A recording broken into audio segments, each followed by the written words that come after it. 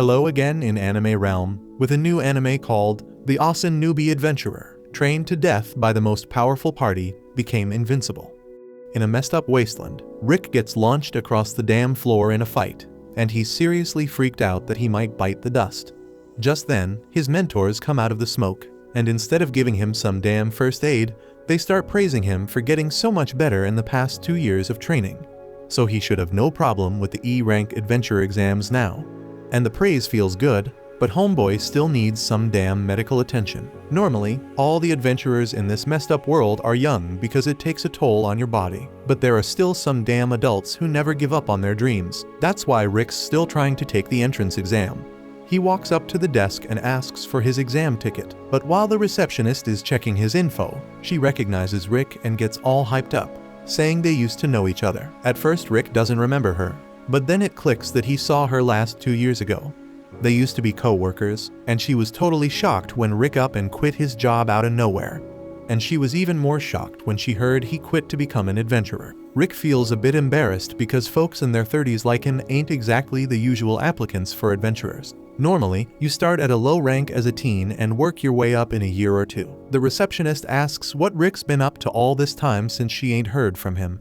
So Rick explains that he was stuck up in the mountains the whole damn time, training with his mentors. Just then, the usual drunkard from the guild stumbles up to the desk, trying to flirt with the receptionist. But when she tries to turn him down because she's obviously working, the guy won't take no for an answer. So he starts getting a little rough with her. That's when Rick decides to step in. He pulls the guy aside and gives him a light tap in the gut, knocking him out cold. The receptionist apologizes for the trouble the drunk guy caused. But Rick says it's all good because he used to work as a receptionist too, and he don't get why the guild thinks it's smart to serve booze in there. After Rick gets his exam number, he heads outside and gets greeted by a maid named Rionette. She asks if he's done registering, and Rick confirms, thanking her for waiting on him. And while he says that, he's totally checking out Rionette's massive rack. She calls him out on it. So Rick tries to change the subject and talk about how pumped he is for the exam. Back inside the guild, the other adventurers are straight up flipping out at the handprint left on the drunk dude's armor. And that armor was made of some heavy-ass steel, so whoever did this gotta be seriously ripped. Right then, two dudes walk in and recognize the drunk guy from a mugshot they saw a while back. His name's Donald, and he's a badass rank adventurer wanted for 30 counts of assault. The receptionist knows it was Rick who laid the smackdown, but if he really took out an rank adventurer, he might be overqualified for this shit. Meanwhile, Rick's getting a physical exam, and they measure his height as 174 centimeters. The docs are surprised he's taking this test at 32 years old. After that, all the test takers are taken to the next room and told to put their hands on a crystal ball to measure their mana. The ball lights up based on how much mana a person's got. So the others touch it, and they get different results, with the highest being a C. But when it's Rick's turn, that damn ball barely lights up at all. So the examiner gives Rick an F on his mana test. The other candidates start clowning on Rick for having such weak-ass mana as he walks away. But as soon as the examiner calls for the next candidate, the ball straight up shatters. The next test is to measure their offensive skills. They gotta wail on a green rod as hard as they can. It's some special slime bag that can take a beating, so they don't gotta worry about breaking it. Rick remembers training on that slime bag once, and his mentor told him he had to be able to wreck a golden slime bag with just his fists. Rick thought that was impossible because a golden slime bag's as hard as a dragon's fang. But his mentor said it was the bare minimum if Rick wanted to be a true adventurer. And since his mentor could crush one with a single punch like it was nothing, Rick got motivated to train until it broke, even if he had to punch it 50,000 times a day. He hated that shit. But back to the present. The candidates are lining up to smash the bag with all their might, and after the first dude kicks it, they call up the second son of the Diamute family. Rumor has it his magic is as strong as a C-rank adventurer's, even though he's only 11 years old.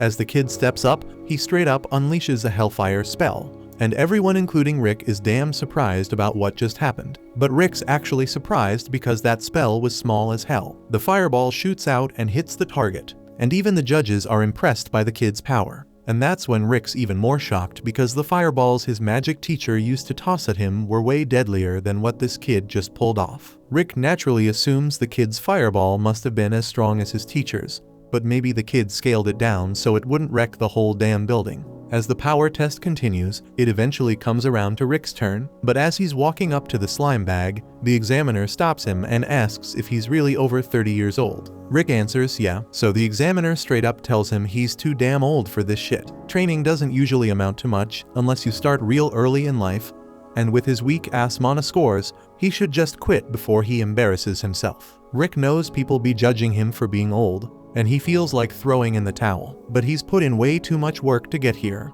punching slime bags till his knuckles were bleeding, and he never stopped swinging. All that pain's gotta count for something. So even if he's at a disadvantage because of his age, he's gonna give it everything he's got. Rick winds up his punch, and when he connects with the bag, it straight up explodes and goes flying through the wall, leaving everyone, including Rick, dumbfounded because he wasn't expecting the bag to be such a pushover. The kid can't believe what he just saw, and he's pissed off by Rick's success because this was supposed to be his time to shine. But he's willing to lose to Rick for now because his specialty is straight up defensive magic. He's planning on outperforming Rick in the next test, but by the time they start the next test, the kid's left speechless because Rick just tanks a 4th nature spell like it's nothing. The examiner gives Rick props for blocking his attacks, and Rick appreciates it because he's doing his damn best. The instructor thinks Rick ain't giving it his all because he's been using only 1st order spells to defend himself. So he advises Rick to use higher level defensive magic from now on. But Rick tells him he doesn't know any other spells except 1st order ones, so he's really doing the best he can. The examiner can't believe Rick's limited to 1st order spells because his mana control is on point. But Rick assures him there won't be no problems, because from what he's seen so far, his 1st order spells should be more than enough to handle whatever the examiner throws at him. The examiner takes that shit personal, so he's ready to unleash a 5th order spell on Rick to teach him a lesson.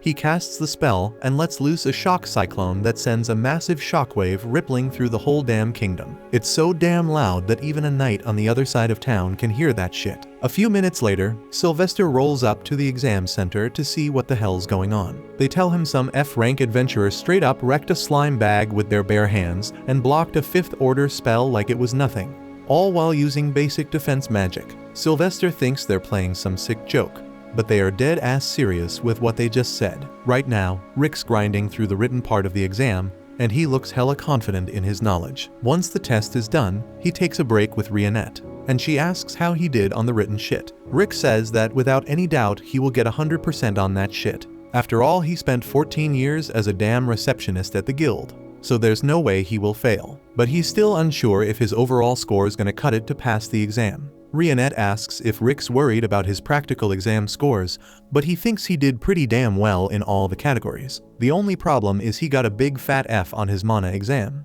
so he ain't sure how that gonna affect his chances. Rionette tells him not to trip because he trained his ass off for this exam. But before they can catch a breather, that kid from earlier storms up to Rick and starts screaming at him for doing too damn well on the tests. Rick's clueless about what the hell is going on, so he figures Freed must be lost or some shit, and offers to help him out. But Freed is pissed because this was supposed to be his day to show off his mad skills to all the peasants, and Rick went and outshined him, so now he's crying like an annoying baby. Rick tries to explain he ain't mean to steal his spotlight, but then Freed's sister shows up, and when she sees her little bro crying, she flips her shit and starts yelling at Rick. Rick asks if she's related to Freed or some shit, and she introduces herself as Angelica, the big sister. But Freed wastes no time telling her that this 40-year-old man ruined his day. Rick's offended and says he's only 30, but Angelica and Freed keep calling him a 40-year-old man. Eventually, Angelica throws her glove at Rick, challenging his ass to a duel.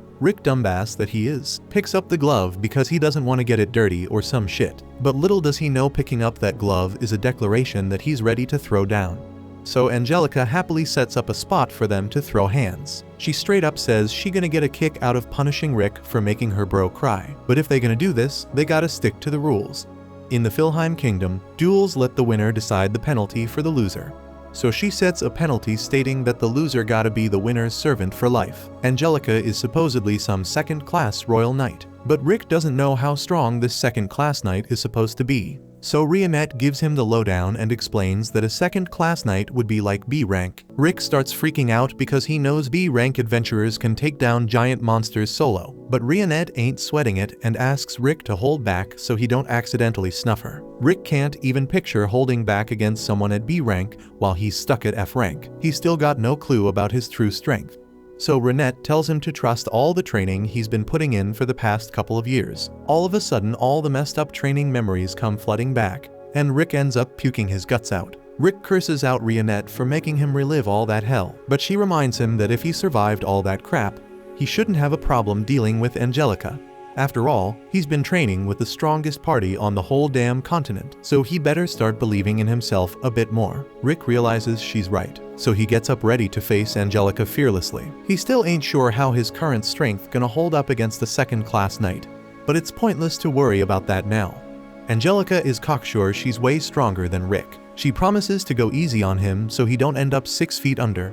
Then she starts powering up her attack. Then she uses Blink Step to zoom past Rick just to flex her speed.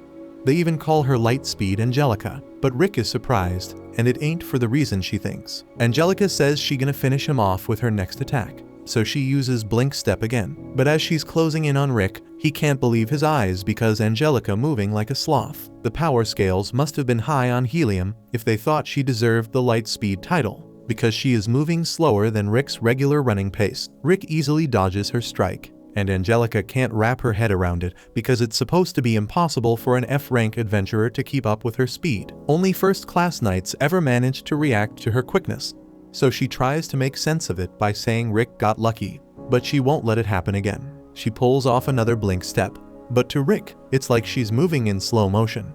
He's starting to question how the hell she made it to B rank with such sluggish moves. He's realizing that maybe he's actually pretty damn strong. Just as he's about to dodge Angelica's attack, she trips on a damn rock and accidentally pulls off some vertical peel blade move. Rick can't predict any of her strikes, so he's struggling to dodge them. And by the time Angelica finally stops herself, he's losing faith in his own strength because he was caught off guard by that attack. But Angelica was caught off guard too because she didn't plan none of that.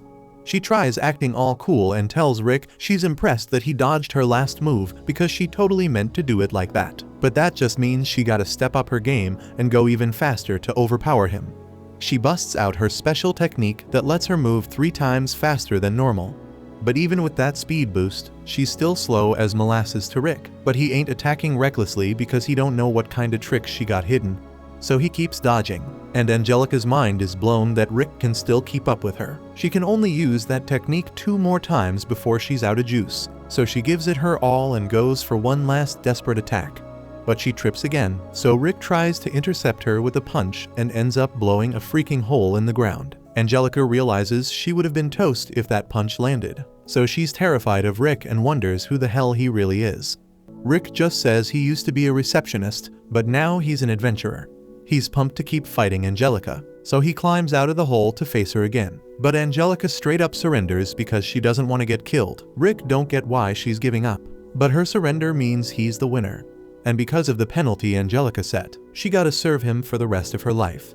Angelica completely forgot about that penalty, so she does the only thing that pops into her head and runs away. Rick don't really give a damn about the bet, so he ain't bothering to chase after her. And the exam results are about to come out, so he gotta go back and see if he passed. That's when Rionette drops the bomb that the rest of his mentors are coming to check on him, and Rick's freaking out because their arrival always spells trouble. The next morning, he rolls into the main exam hall where all the participants are sitting their asses down. This attendant girl comes up and tells them they better have their admit cards on deck because the judge is gonna send some mana their way. They go one by one, and if the card glows red, that means they straight up failed and gotta give it another shot next year. But if that shit turns blue, it means they passed that damn exam. Rick's shaking in his boots, not knowing what the hell's gonna go down. He looks over at Rionette hoping she can give him some reassurance. She keeps it cool and tells him not to trip and to have faith in himself. He's been training his ass too damn hard for the past 2 years, and she personally thinks he's got what it takes to pass. That eases Rick's mind a bit, and he starts thinking about how pretty Rionette looks. but at the same time realizes that he must be much older than she is. Rionette turns to him and says he ain't gotta worry. Even if he fails, he can always give it another shot next year, but they're gonna have to crank up his training intensity by 3 freaking times. That shit shocks him because he barely survived their regular training. But before he can say anything, his card starts glowing, flashing red and blue like crazy, building up that suspense. Finally, it reveals the color to be blue, meaning he freaking passed the exam. He bounces out of the hall with a big ass smile on his face, rolling alongside Rionette. Then out of nowhere, he catches a whiff of this strong ass scent and covers his nose. That stench is coming from some flashy dude who strolls up to Rionette and grabs her arm. He introduces himself as Raster, the Duke of the Northern Kingdom. Raster doesn't even give a damn about Rick and starts spitting game at Rionette, telling her she's so damn beautiful he wants her as his second wife. Thank God, Rick steps in once again, pissing Raster off. This dude gives him a dark ass look and asks what the hell an ugly old man wants. Rick tells him straight up that Rionette is his girl,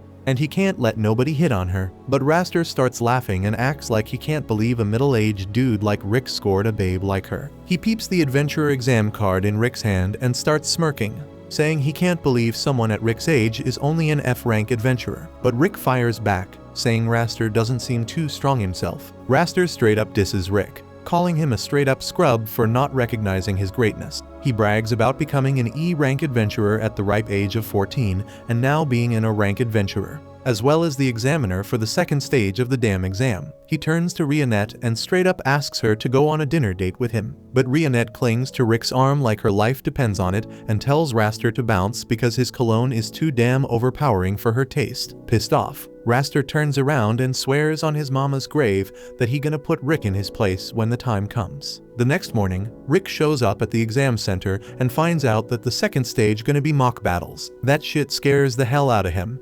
Rionette tells him to hold back, but Rick says he gotta go all out against these strong-ass participants, especially if Raster gonna be his examiner. Suddenly, this dude calls out to Rick and says he gonna be his examiner for the day. That kinda eases his nerves a bit, and the guy tells Rick it's hella inspiring to see a guy his age still trying to become an adventurer. The examiner introduces himself as Lynx and says even he decided to become an adventurer when he was 25, which is pretty late in the game, so he has been hustling ever since. He tells Rick his goal is to become an A-rank adventurer. But damn, it took him 20 fricking years just to hit B rank, so he ain't even sure if a rank is possible for him. Rick gives him a pep talk, they shake hands, and before the examiner bounces, he wishes Rick good luck. After that, Rick's feeling pretty good while chilling in the waiting room. Suddenly, this person walks in, opens the door, and says Lynx the examiner got suddenly sick, so Raster gonna take his place for now. At first, Rick doesn't even think twice because he forgot the name, but Rionette reminds him, and he starts freaking out. She tells him Raster is the Duke of the Northern Kingdom, which means he gotta be connected to Knight Angelica, and that boy freed in some way. And that's some next level bad news because Rick done humiliated both of them before. The other participants start getting worried too, and they tell him Raster is one ruthless examiner who gets off on torturing the participants who catch his eye. Dude's got the nickname the F-ranked Crusher because he loves crushing dreams and souls. And Rick realizes now that he did catch more than just Raster's attention. Later we see Raster in the examining arena, straight up obliterating a participant with his damn spells, calling him a low-ranking peasant, and calls the next unlucky soul forward. Rick is shaking in his boots at this point, pacing around like a madman because he knows Raster gonna straight up murder him. All he wanna do is run his ass back home, but if he does that, his senior's gonna triple his training, and that's a one-way ticket to his death. So he's stuck in a real tight spot. Rionette sits her ass down on the floor and tells Rick that if he can lose so much confidence just because of some people talking, then he gotta be able to gain confidence when she shows him the truth. She tells him he done put in enough work and training to breeze through this damn exam, no matter who he goes up against. At this point, he has nothing to lose and everything to gain. That shit really puts things into perspective for Rick, and he thanks Rionette for helping him calm the hell down. Suddenly, this small dude with a hood comes over and asks if Rick wanna know his future. Rick, being the dumbass he is, ends up accepting the offer, especially when the guy says it's gonna be free. He plops a crystal ball on the table and tells Rick to take a seat, but all of a sudden, Rionette peeps that there's a spell on the chair. Unfortunately, Rick straight up disappears before she can even do something, and that pisses her the hell off. She unleashes an aerial slash, tearing through the crystal ball and the wall behind the dude, who turns out to be Freed. She realizes it was teleportation magic and demands Freed to spill about where he sent Rick. And when he refuses, she straight up uses her finger to slash off his damn eyelashes, threatening that next time she gonna go for his eyes. That shit shakes Freed up, and he spills that teleportation is hella complex.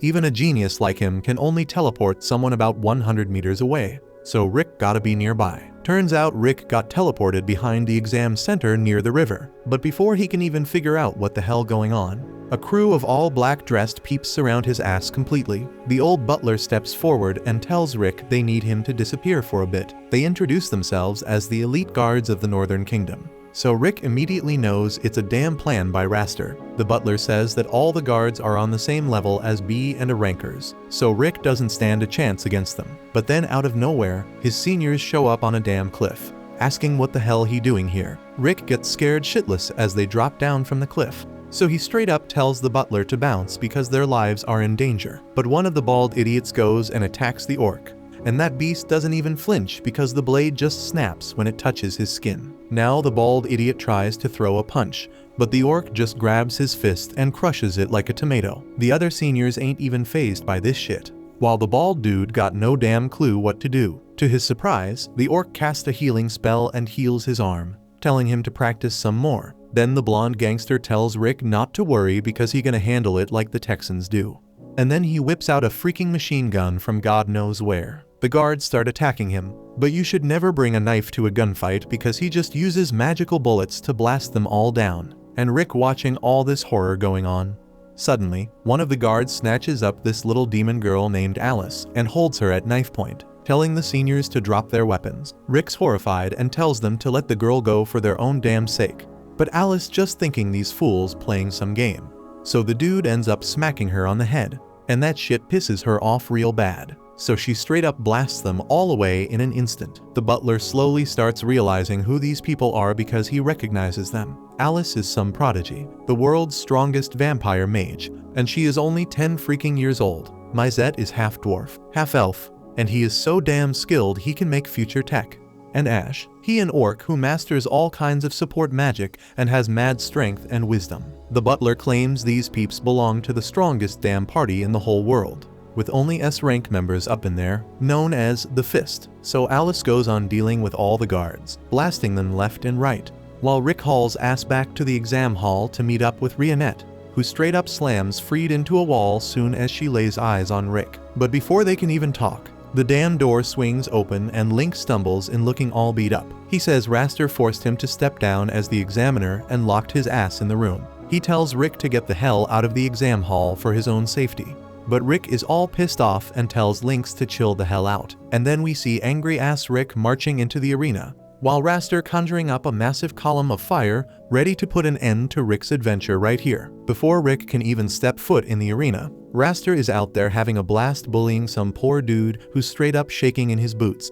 He throws a fireball at the poor guy, roasting him in a hot minute. Now, there's this adventurer watching from the stands, and he says that this performance is exactly what he expected from an E-rank promotion exam. This dude suddenly breaks it and introduces himself as Adolf, a popular adventurer. He starts telling the crowd about the 4 cores of power: physical strength, body control, magic reserves, and magic control. These cores determine how strong and skilled an adventurer is, and Adolf was born with this dope ability that lets him visualize the 4 cores of power for anyone. He uses his ability on the next contestant and finds out the dude's slightly better in physical strength and body control, but he's still weak. Raster takes him out with just one attack, and Adolf knew this would happen. Then he uses his ability on Raster, and his magic reserves are off the charts, and his magic control is on point too. Adolf exclaims that he is indeed an A-ranked hunter. But then suddenly, his eyes start hurting because looking at powerful folks for too long ain't good for his health. So he shifts his focus to the weakling getting carried away on a stretcher. Suddenly, he spots Rick standing in the corner, and at first glance, Adolf thinks this dude looks hella boring. He's low-key entertained by the idea that someone his age is trying to pass this exam. and he's also curious about Rick's stats, so he uses his ability on Rick, and damn, the triangle of Rick's physical strength, body control, and magic control starts growing way beyond the range of the chart. In just 1 second of watching him, Adolf's rolling on the ground feeling like his eyes are straight up burning. On the flip side, Alyssa comes up to Rionette and says she saw her with Rick yesterday. She introduces herself as Rick's former co-worker from when he was working at the guild, and Rionette introduces herself as a fellow party member of Rick. They are getting along just fine when suddenly Alice calls Rionette, asking if she can watch the next match with them. So Rionette invites Alyssa to see Rick's performance with the rest of the crew, and she's all down for it. But as she gets closer and sees the kinda weird-ass crew, she gets scared as hell when she sees an orc in there. Then that pervert Misette tries to get Rionette to sit next to him, but she straight up refuses because she knows he's gonna harass her. Dude immediately switches his attention to Alyssa instead, and Rionette introduces her as Rick's ex-coworker. Right then, Rick walks into the arena, and the wise orc Ash asks Rionette how their old rookie doing. Rionette is confident as hell that Rick gonna ace the test without breaking a sweat, but Alyssa mentions that Raster is known to be a devilishly tough examiner. She tells Ash that Raster isn't a rank adventurer, and he uses overpowering force to subdue the low-ranked adventurers. Ash ain't worried about it and turns his focus back to the upcoming fight. In the arena, Raster all surprised to see that Rick somehow survived the attack from his elite guards. He starts talking about them being incompetent commoners, but a genius noble like him ain't gonna give his opponent no chance to escape. Rick can feel the terrifying aura coming off Raster, matching his magic reserves, and the examiner can see that Rick barely has any magic left. Out of nowhere, Rick asks Raster about the reason he became an adventurer. Raster says he did it because he got a talent for it, and it gonna look good on his noble resume too. But Raster then says that he is already bored with it and gonna quit this job real soon. Those words piss off Rick, who declares he ain't ever gonna lose to a punk like him. Raster laughs, saying Rick gonna learn his place real soon. He decides to start the test with an ice shot magic spell that zooms right past Rick's ear and smashes into the wall. Rick doesn't even flinch to dodge it, and Raster asks if he is so scared he can't even move. Rick doesn't even respond to his taunts because right before the match, Rionette told him to stay cool and watch his opponent's moves for the first minute. It took all his patience, but Rick decides to believe in Rionette's advice. Seeing that Raster ain't throwing down, Raster decides to take charge and blasts a class 3 fire magic at him without chanting. Rick straight up takes that magic head on, and Alyssa starts stressing about his safety. But damn, Rick comes out of the flames unscathed, and Ash tells the receptionist that a puny-ass attack like that ain't gonna harm their old rookie at all. Ash asks if she knows about the 4 power cores, and Alyssa says that she knows about them. Ash goes on to say that out of the 4 cores, magic reserves gotta be trained from a young age because as you get older, it gets tougher to increase them. Ain't many folks who can boost their mana capacity after hitting 20. But Rick started adventuring at 30. Ash explains that's why Rick's got a measly amount of mana. So when he was training him, the first thing he said was to always rely on his body. Ash gave Rick his first mission, which was to hit up a nearby village. But he had to do it with a 100-kilo ankle weight. Rick was freaking out already. But then Ash told him to quickly follow him because the forest they were training in was full of dangerous monsters. Rick booked it as fast as he could with the weights dragging him down. And that's how his first training sesh ended with Ash. Back to the present, Raster busts out a class 4 wind spell on Rick, but he toughs that shit out too. Ash proudly declares that he built Rick's strength from the ground up. Misette was in charge of teaching him magic control, and Rionette helped him boost his body control. Ash goes on to say that Rick faced their grueling training with mad effort, and that's why he already got skills on par with S-rank hunters. Alyssa's straight up shocked by these words, but the proof's right in front of her as Rick endures another class 4 magic spell from Raster. Rionette tells the receptionist that Rick ain't even aware of his true strength, because Ash kept downplaying his achievements, and saying even F-rank adventurers could do that shit. Meanwhile, in the arena, Raster unleashes a deadly combo of different elemental magic spells on Rick. All while calling him a third-rate, he smashes him under 2 massive boulders, thinking he might have gone too far. But damn, Rick comes out of that mess unscathed. Raster's pissed now, so he decides to end this with his fists. He charges his fists with a powerful attack spell, and then rushes ahead at Rick with a flash step that his little sister has mastered. But Rick counters Raster's punch with his own, and sends him flying back to where he started. Raster ain't got a clue what just went down, but Rick's starting to piece it together. He thinks Raster was born with mad talents, and his magic game is something to flex, but he's lacking in other areas, and Rick thinks it's because he skipped training because of his big ego.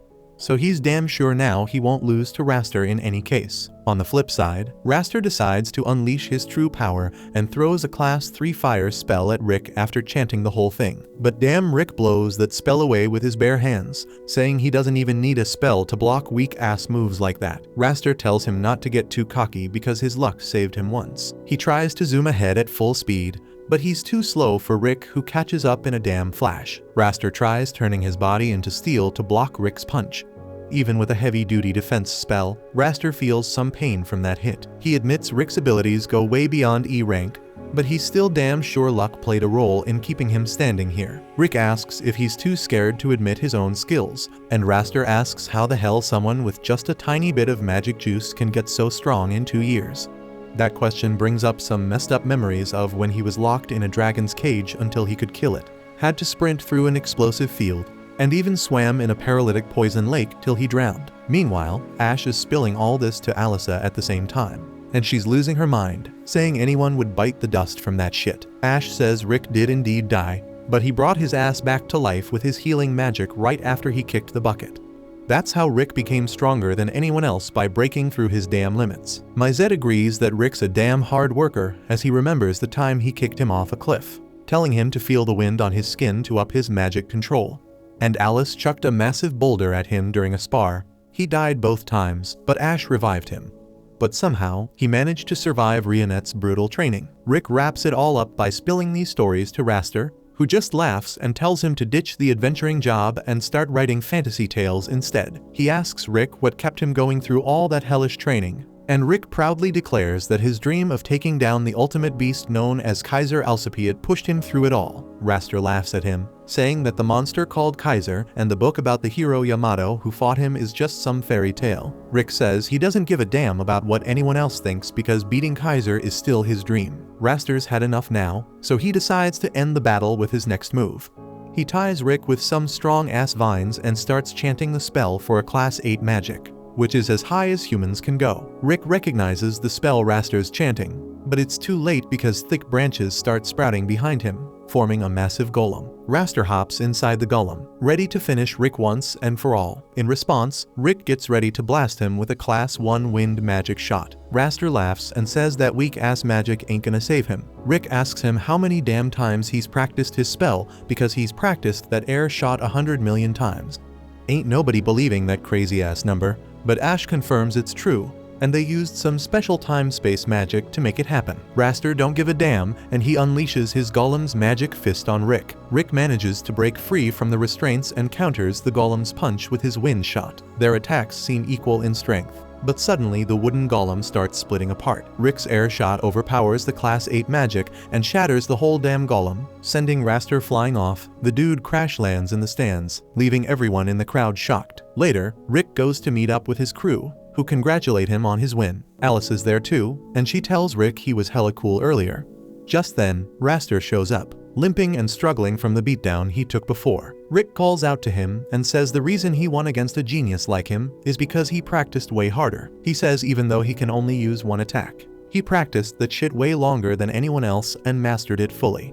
Rick advises Raster to start training on one spell at a time, and the frustrated examiner just walks right past him. He tells Rick that on their next promotion exam, they gonna meet again, and that time he gonna definitely beat him. The dude limps away with his 2 siblings following, but Angelica bows to Rick, and that shit confuses him. Later that night, they announce the results for the E-rank promotion exams, and Rick waits patiently for his number to be called with Rionette by his side, while his crew is already off celebrating.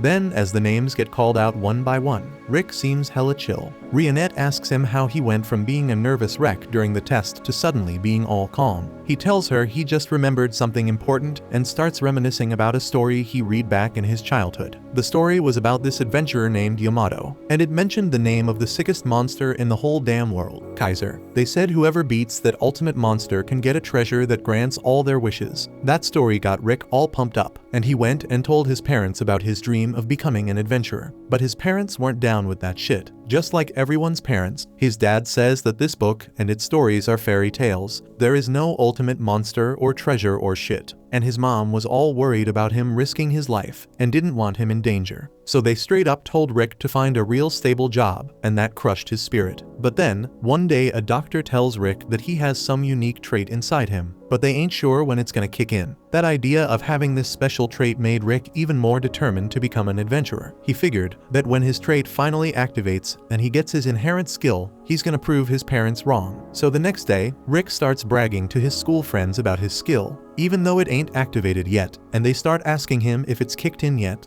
Rick tells them to chill and have patience because good things take time. But as the days turn into weeks, then months, and his skill is still dormant, he starts losing hope. Years go by, and Rick enters his teenage years, but his skill still ain't showing up. That shit got him stuck in a constant state of depression. His friends try to console him by saying that sometimes even if you got the trait, the skill never activates, but that doesn't help his depression one bit. So they suggest he should still try becoming an adventurer even without the skill, because they say adventurers can still make a lot of money. But for Rick, it ain't about the money, bro. It's about something deeper. The time kept passing by, and Rick landed himself a job as a guild receptionist. And let me tell you, his old school parents were ecstatic about it. So he starts his life as a bland office worker, dealing with a mountain of paperwork every damn day and helping out all sorts of adventurers. And in the midst of all that, he keeps trying to unlock his inherent skill. But it's like he's hitting a solid brick wall. He's drifting further and further away from his dream and losing all his passion for life. But then, a glimmer of hope appears when hot Alyssa joins the guild as his junior. But while Rick's still flying solo without a girlfriend, all his buddies start popping out kids left and right. Then one day, he finally closes his favorite book, the one that fueled his dream of becoming the elite adventurer, and he shelves it, never to crack it open again. One day, he helps out the newbie Alyssa with her work, dropping some knowledge as her senior. He also tells her to get ready for posting emergency quests because the monster hunting season is around the corner. Just as she bounces, Rick's adventurer homie Zaid shows up, all hyped up and shit. He's flashing his B rank medal, bragging about finally getting promoted, and Rick, hiding his envy like a boss,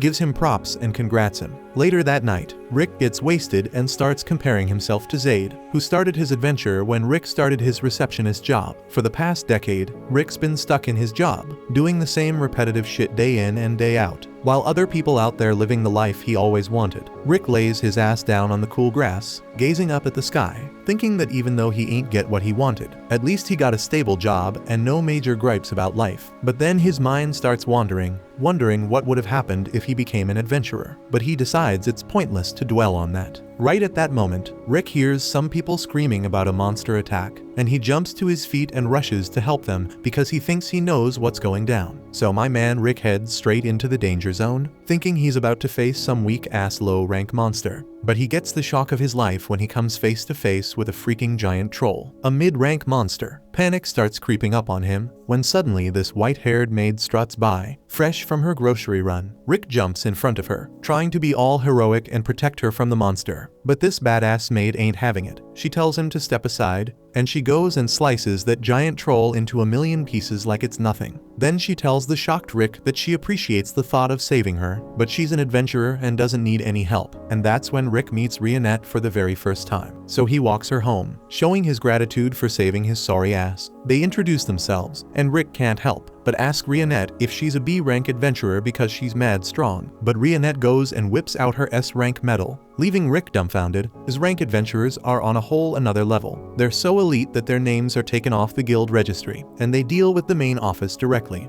After Rick recovers from his shock, he musters up the courage to ask Rionette a question, begging her not to laugh. Rionette tells him she ain't laughed since she was 8 and tells him to spill it. Nervously, Rick spills his guts about his dream to defeat Kaiser and his dormant trait skill. He asks Rionette if a dude like him, in his 30s, can become an adventurer. Rionette tells him that when he tried to save her earlier, he showed he's got the courage to be an adventurer. But since he's in his 30s, his magic reserves ain't gonna improve anymore. And because of that, Rionette straight up tells Rick he ain't gonna make it as an adventurer. And that crushed him. His last connection to his childhood dream shattered right there. But he acts all relieved, like he's glad to finally give up his dream after getting some expert opinion. He tries to change the subject by cracking a joke, saying they should grab dinner together sometime. But Rionette surprises him by actually agreeing. She even suggests they go tomorrow. That puts Rick in one hell of a good mood the next day, and at night, he's bouncing with joy as he heads to Rionette's place. But damn it, a bunch of peeps come running from that direction, yelling about a monster attack, and Rick's heart sinks. He rushes rushes to the scene only to find out that Rionette already took care of business.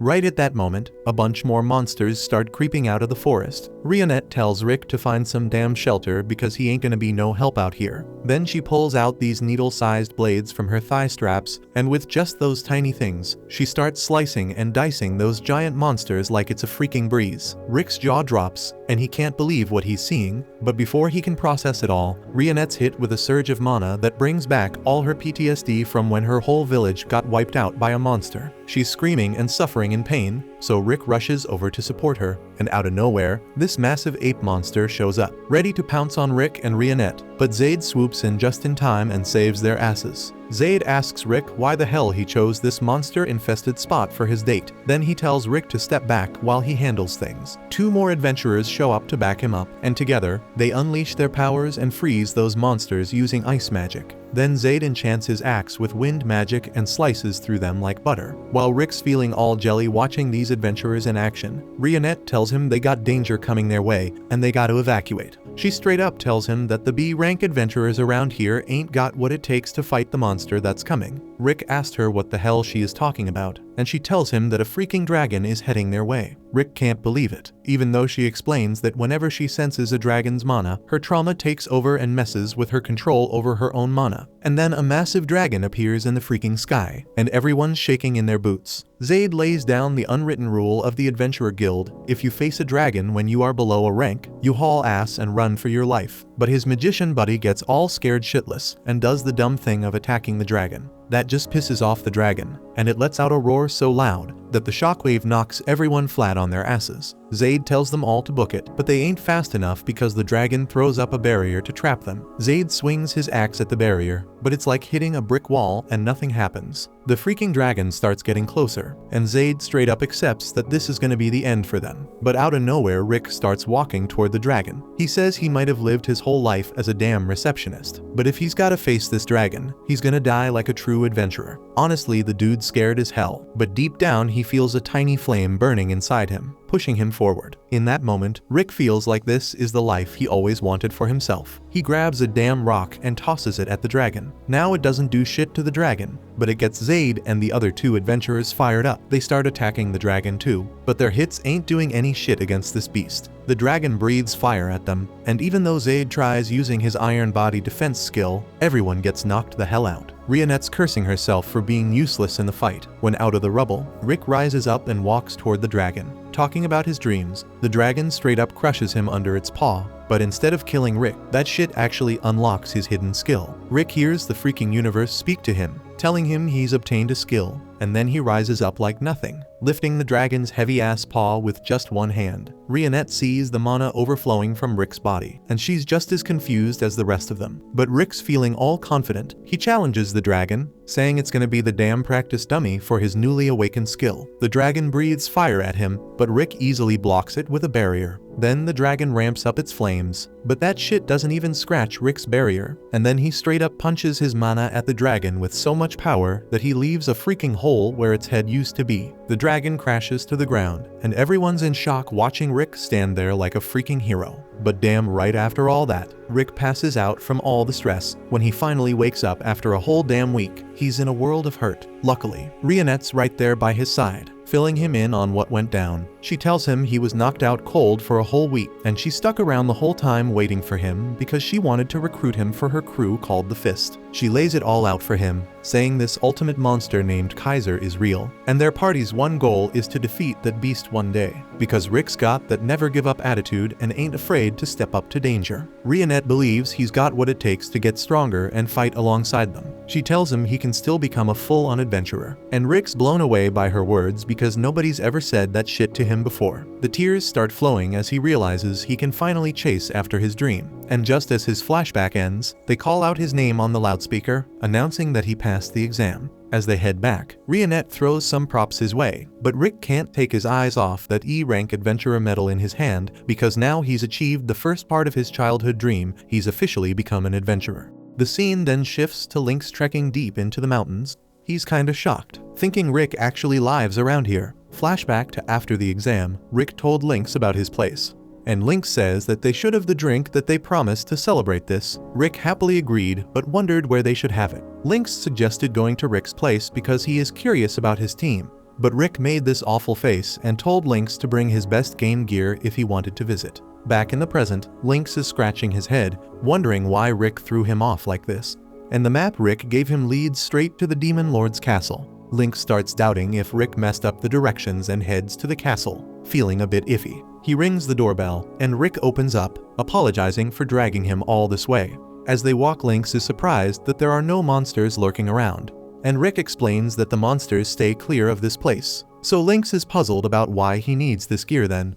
Rick says it's to ensure he makes it back home safe, which makes Lynx a bit uneasy. They step into the castle, and Rionette greets them. Alice shows up next, all lively and cheerful. Lynx hopes her daughter can grow up with that same energy. But Alice then casually throws out some level 6 magic, and Rick jumps in to shield Lynx from it.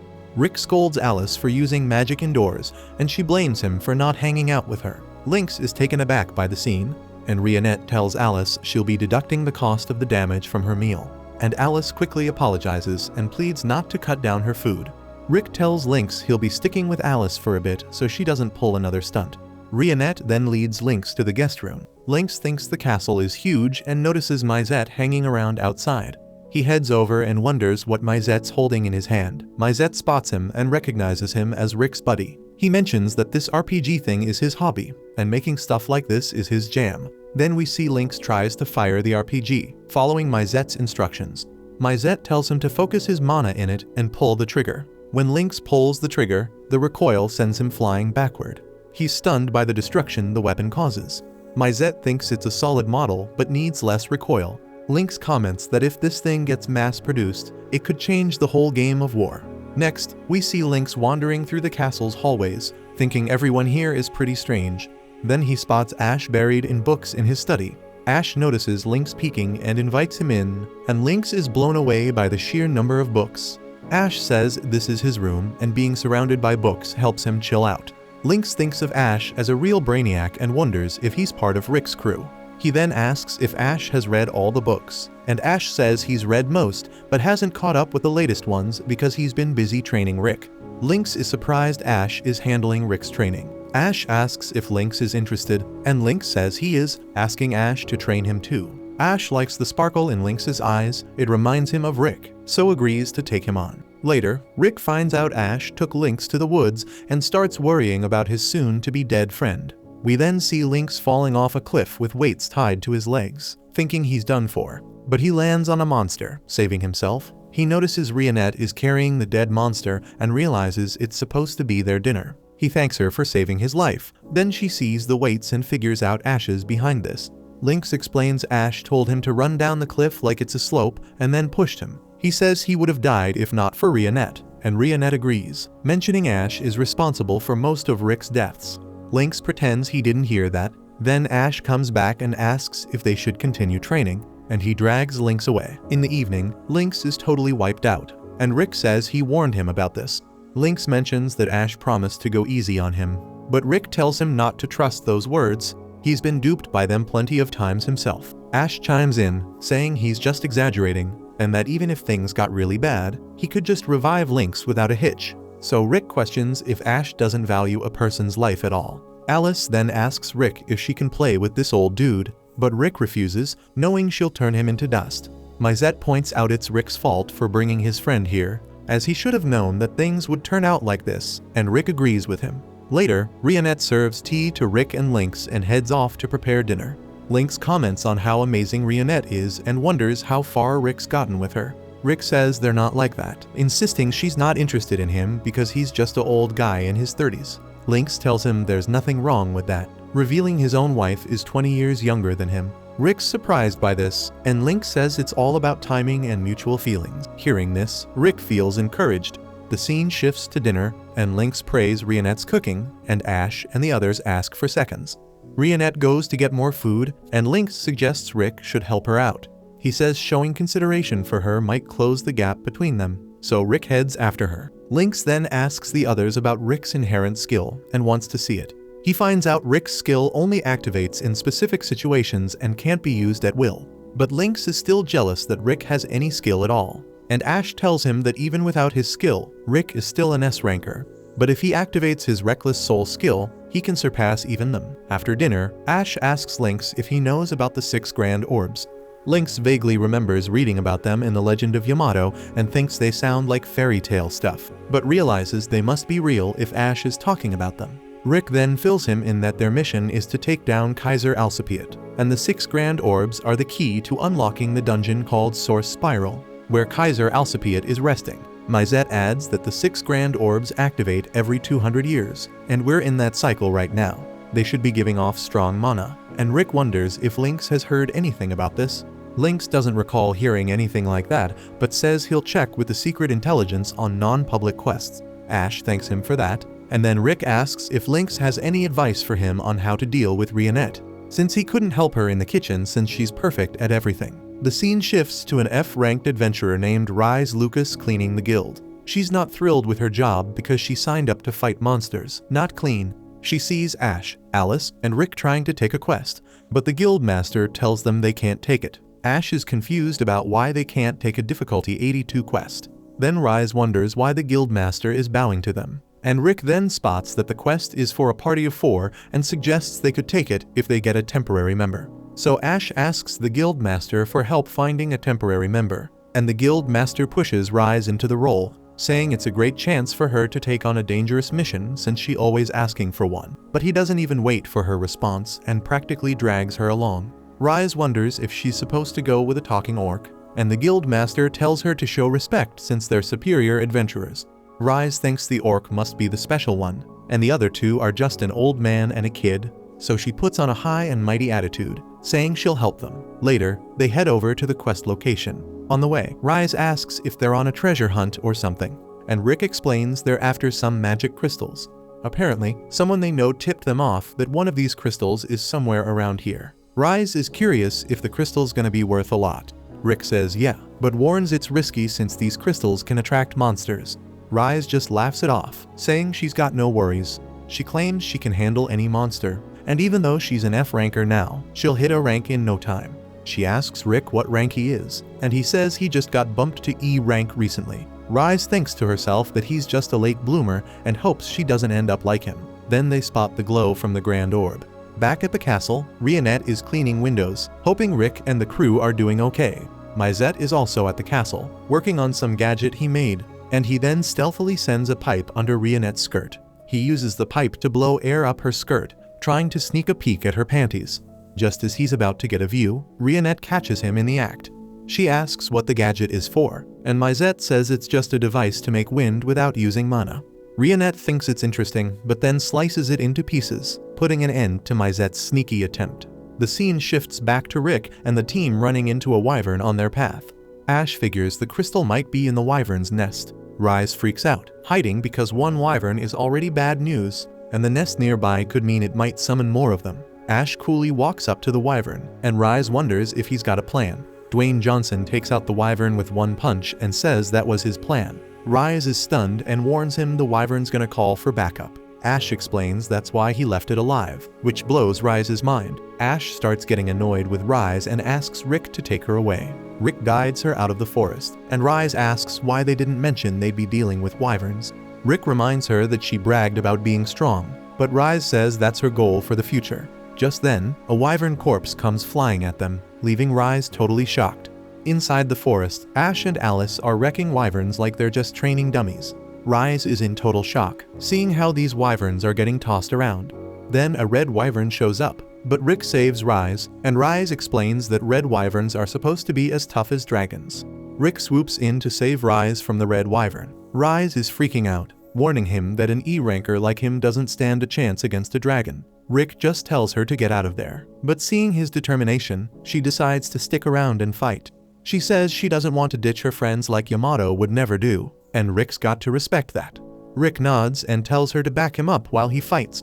But before she can even get into position, Rick nails the wyvern with a single punch, taking it down in one hit. He realizes just how powerful he really is, while Rise is left wondering why he even bothered asking for support. The next day, we catch Rise back at the guild, cleaning up. The guild master comes over, thanking her for handling the quest. He notices she's got something on her mind and asks her about it. She spills that a lot went down yesterday, and the guild master smirks, saying that's par for the course when those guys are involved. Rise remembers that after they dealt with the wyverns, Rick and the others left with one of the wyverns to cook up for dinner. So she's surprised they eat wyverns, and the guild master explains that Rick's team is the strongest on the continent, S-rank monsters themselves. He hopes she's learned her lesson and will start taking on quests that match her level. Rise though is determined to become an S-ranker herself, so she declares she'll start with the E-rank exam and heads off to train. Meanwhile, Rick and the squad have found one of the grand orbs, named Crimson Blossom. Mizette is feeling a massive surge of mana from it.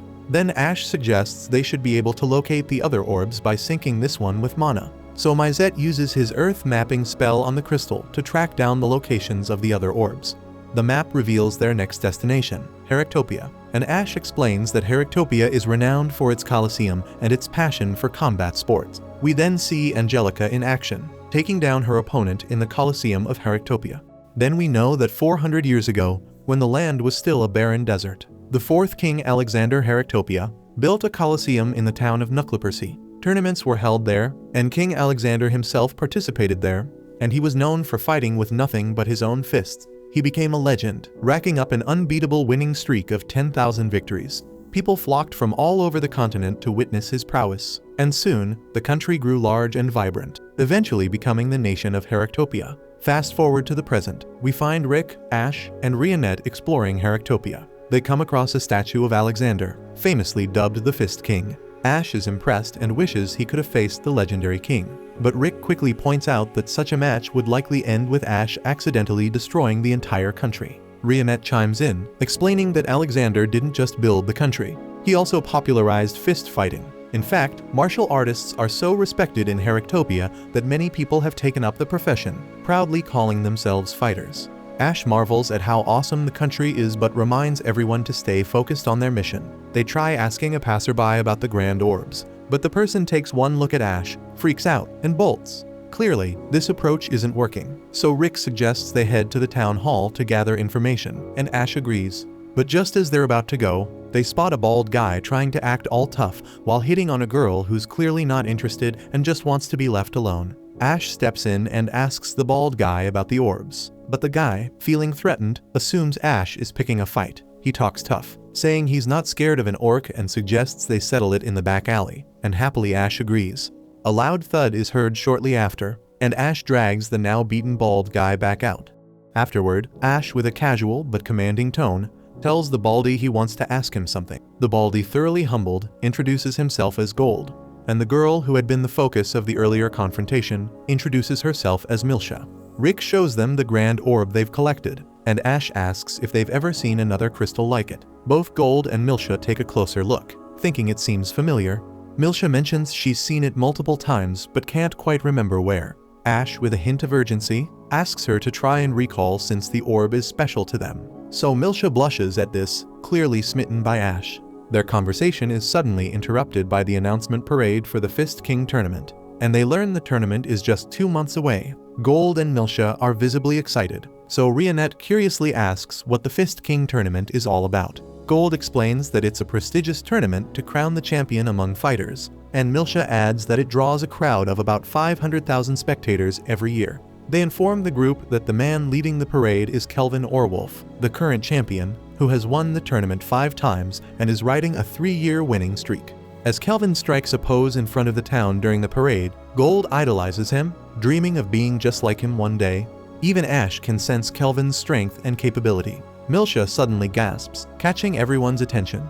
Rick asks what's wrong, and she points out something on Kelvin's championship belt. The very orb they're searching for is embedded in it, and Rick is stunned at this discovery. After the parade, Kelvin enters the gym, where he meets his master. The master apologizes for making Kelvin participate in the tedious parade every year, but Kelvin brushes it off, saying it's part of a fighter's duty to ensure everyone enjoys the tournament. His master then inquires about his condition, and Kelvin says that he is fine, but his master senses that he is not in his usual shape. So Kelvin mentions he'd feel a lot better if there were a strong opponent waiting for him this time. Just then, Rick and his friends walk into the gym, and Kelvin is caught off guard when he sees them. They wonder if they can talk to Kelvin, but the master, thinking they're just some overzealous fans, tries to kick them out. Rick, trying to smooth things over, explains that they're not fans, they're adventurers on the hunt for a specific jewel. But Ash, tired of Rick's tiptoeing, straight up tells Kelvin to hand over his belt. The master, now suspicious, thinks they're here to steal it. Rick scrambles to explain, but Ash cuts him off, bluntly stating that it's the jewel on the belt they're after. He explains it belonged to a member of their crew, and they've been tracking it down for years. Ash even offers to swap it out for something even more valuable, but the master isn't having it, calling their offer nonsense and telling everyone to kick them out. Kelvin, staying calm, tells everyone to chill. He says that his knows it's special, and it's telling him that they're being straight with him, but that doesn't mean he's handing over the belt. He explains that the belt is a big deal in Heractopia, and even though they just want the jewel, it's not something he can just give away. If they want it, they'll have to earn it by winning the Fist King tournament. Ash gets it and starts to leave, but Rick is still worried, asking how they're going to snag the orb now. Ash, with a smirk, says the answer is obvious, they're joining the tournament. After they leave, the master grumbles about their lack of manners, saying they need a good lesson while they're still young. But Kelvin, dead serious, tells him that if they'd pushed things, everyone in that room would be dead right now. So the master is shocked and realizes they were dealing with something else entirely. Kelvin goes on to say that the dull-looking guy's body was trained to a ridiculous level, but he didn't have that typical strong person vibe, making him hard to read. And the maid? Just from her presence, he knew she was packing some serious power. And as for the orc, Kelvin just calls him a freaking monster. Afterward, Ash lays out the plan to Rick and Rionette. They're going to become fighters, crush the tournament, and snatch that belt. But first they need to qualify. He explains that to enter the tournament, they have to pass the qualifiers held in the east and west parts of the country. Then they'll have to win a league made up of the people who also pass the qualifiers, and only then can they enter the main event. Ash decides he'll take on the east qualifiers, leaving Rick to handle the west. Rick agrees but can't help but wonder if Ash will be okay on his own. Ash reassures him, saying he's already arranged for a guide. Right on cue, Gold shows up with a flashy carriage, ready to escort Ash, and with that, the two bald buddies roll out together. The scene then shifts to Rick on his way to take the fighter test. Rionette fills him in, saying that people from all over the continent come to compete in this tournament, and Rick can't help but think it's going to be interesting. Rick enters the testing arena, and the examiner explains that the test will be a mock battle against a newcomer fighter. Rick asks if his opponent is strong, and the examiner tells him that she seems to be, having won every qualifying match so far. But there's no need to stress, wins and losses don't count here, they're just there to judge his ability. Just then, Rick's opponent steps into the arena, bragging that she's earned the nickname Lightspeed in this town. Rick immediately recognizes her voice and realizes it's Angelica. She's horrified to see that Rick is her opponent. Meanwhile, an old man in the stands is cheering for Angelica, like he's one of her fans. A guy named Nicholas joins him, surprised to see his friend watching the mock battles. The old perv admits he couldn't pass up the chance to see Angelica in action, going on about how beautiful she is, despite her flat chest. He's convinced that her opponent doesn't stand a chance, but Nicholas wisely warns him not to underestimate the novices. There's always the chance for a dark horse to surprise everyone. Then we see Angelica, still in shock, asks Rick what he's doing here, and he fires the question right back at her. He wonders if her brothers are also around, but is relieved to find out they're not. But Angelica, on the other hand, is mortified that she has to face the old man who took down her brother Raster, a top-ranked class fighter, so she's determined not to lose, even if the outcome doesn't technically count. The mock battle begins, and Angelica can't shake the thought that Rick doesn't look tough from any angle. She decides not to be careless like last time and goes all out from the start, attempting to use her blink step. But out of nowhere, she trips and falls. Confused, she tries again, only to fall once more. That's when it hits her this isn't just clumsiness. Rick calmly explains that this is a new move he mastered a few months after the E-rank exam. He calls it one of his 8 holding back moves, the starting foot sweep. He adds that it's designed to make his opponent lose the will to fight by sweeping their feet endlessly. And the best part? It barely hurts at all. Angelica can't believe he's treating her like a child and is shocked that even a second-class knight like her couldn't see his foot sweeps coming. She tries to keep her distance and fight back, but it's no use. Rick sweeps her feet again and again. Angelica, refusing to give up, keeps getting back up, only to be swept off her feet every single time. Rick is impressed by her determination and decides it's time to get serious. But just as he says that, Angelica gets terrified and quickly surrenders. Rick wins the match and officially passes the test to become a fighter. As he's leaving, Angelica catches up to him with tears in her eyes. She demands to know why he's here, And before he can answer, she starts crying, wondering aloud how many times he's going to humiliate her. Rick, panicking at the scene she's causing, tries to calm her down, and in a desperate attempt to stop the misunderstanding, offers to treat her to dinner. The scene shifts to a cozy tavern where Milsha serves up some food, casually mentioning she'll give them a little extra since her parents own the place. Rick thanks her for helping them find an inn, and Milsha is curious and asks about Ash. And when she hears he's off competing in the East League, she looks a bit bummed out. Angelica is still puzzled and asks Rick again why he decided to become a fighter. He casually drops that he's aiming to win the Fist King tournament, which leaves her completely shocked. She can't believe he's talking about something so serious, like it's no big deal. As Rick and Rionette dig into their meals, they both rave about how amazing the food is. Rionette then turns to Angelica and asks when she decided to become a fighter. Angelica explains that she made the switch 4 months ago, right after the E-rank test. Rionette is surprised since Angelica is a knight with a sword and all, but Angelica hints that she's got her own reasons for joining the tournament. Rick encourages her to keep pushing herself, but Angelica suddenly gets skeptical and asks if Rick really plans to compete in this year's tournament. When he confirms, she quickly tells him it's impossible even for him. She breaks it down, explaining that the road to the Fist King tournament is tough, with fighters needing to win 40 matches in the league within just 6 months. Rick still not seeing the issue, so Angelica explains that the league fights are brutal, and most fighters can barely manage 10 fights in a month. Rick's confidence takes a hit as he realizes the challenge ahead, especially since he's already signed up for 40 matches in just 4 days. Angelica is absolutely floored by this, thinking he's totally lost it. The scene then shifts to Rick at the reception, where he's trying to get the lowdown on his qualifying match. The receptionist directs him to Building B, and when Rick asks about his opponent, the receptionist lets him know his opponent is a guy named Grit Albert, and there is some chatter about Grit using illegal weapons, but they couldn't find anything during the body check, so it's just rumors at this point. Cut to the arena, and Rick is facing off against Grit. He scans his opponent but doesn't spot any weapons. Grit, on the other hand, gets a little too eager at the thought of taking down a newbie because he sizes up Rick and assumes he's just a rookie who decided to jump into the fighter game late in life, so maybe there's some personal reason driving him. Then Grit pulls out his dirty little secret, an impact stone hidden in the sole of his shoe. He proudly explains that this baby can multiply his punching power by 12 times. So as the match kicks off, Grit tosses his jacket at Rick to blind him and then goes in for a full force punch, using the impact stone. He's feeling pretty confident until he realizes his hand is the one that's broken. Rick quickly figures out what happened. He tells Grit that using an impact stone without properly training your body is a quick way to break your own bones.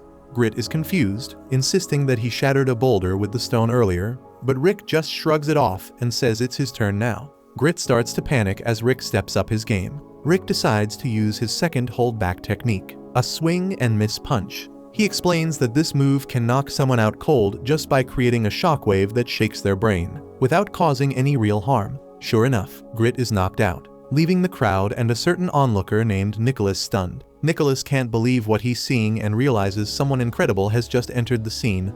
Then the referee declares Rick the winner. Meanwhile, over in the shady pleasure district, a man approaches a bizarre creature named Jeeth, who looks like did have a very wild night, and tells him that it's time for him to get to work. The next match is between Angelica and a karate boy. The match begins with a karate kid leaping up, aiming to land an axe kick on Angelica, but Angelica is way too fast for him. She uses her blink step to effortlessly dodge the attack, then delivers a swift back kick that sends her opponent crashing into a wall, sealing her victory in seconds. Outside the arena, Rick congratulates her on her win, noting that she's now defeated all 40 opponents, qualifying her for the main tournament. Angelica, still catching her breath, asks if Rick seriously plans on fighting 40 opponents in just 4 days, because that's practically impossible. Rick, with his usual laid-back attitude, asks what's so impossible about it. Angelica realizes, with a sigh, that he hasn't done any research about this country. She explains that you can only have 1 match in an arena per day, meaning to fight 10 matches, he'd have to travel to 10 different arenas, each hundreds of kilometers apart. Rick, still unfazed, mentions that his next arena is only 30 kilometers away, but the kicker, his next match is in just 10 minutes. Angelica is utterly floored, telling him there's no way he can reach it in time, not even with a carriage. Rick gives her a look that could melt steel with its intensity and yells, "Why the hell would I use a carriage when I'm in a rush?"